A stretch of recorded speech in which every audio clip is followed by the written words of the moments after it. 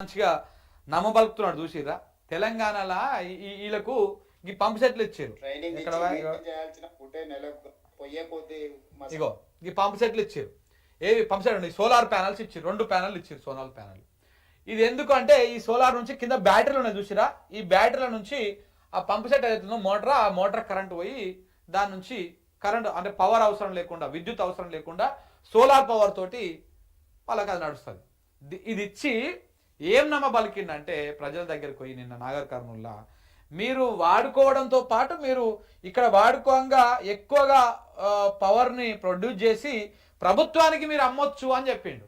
పెద్ద జూటా మాట ఇది ఒక ప్రభుత్వము ఏ పవర్ని కొనుగోలు చేస్తుంది అనేది కొంత ఇంగితం ఉండాలి ఆ ఇంగితం ఉంటే ఇట్లా అబద్ధాలు చెప్పాడు ఏ పవర్ కొనుగోలు చేస్తాడు మన ఇంట్లోకి వచ్చే పవరు ట్రాన్స్ఫార్మర్ కాడికి వచ్చే పవర్ ఒకటే కాదు కేవీలలో చాలా డిఫరెన్స్ ఉంటుంది ఆ ట్రాన్స్ఫార్మర్కి వచ్చే లైను వేరే హైటెన్షన్ లైన్ లెక్క వస్తుంది పెద్ద పవర్ వస్తుంది అక్కడ నుంచి ట్రాన్స్ఫార్మర్ నుంచి ఇళ్ళకి వచ్చే పవర్ వేరే మరి దాంట్లో కూడా 3 ఫేజులు 2 ఫేజులు సింగిల్ ఫేజులు ఇట్లా రకరకాలుగా ఉంటాయి అసలు ఏ నాలెడ్జ్తోని మీరు ముఖ్యమంత్రి అయ్యారు ఏ నాలెడ్జ్తోని ఆ ప్రజలను ఇట్లా అమాయకులం చేసి ఈ రకంగా ఎట్లా ఇస్తారంటే 3000 4000 ఏ రకంగా ఇస్తారు మేము కూడా పెట్టుకుంటాం ఇస్తావా మరి 3000 4000 ఇవ్వాలి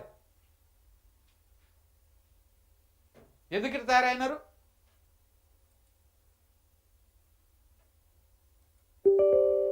దేనికి ఇట్లా తయారయ్యారు ఇన్ని అబద్ధాలు మొత్తం పొద్దుగా లేస్తే అబద్ధాలు చెప్పేటువంటి కార్యక్రమం తప్ప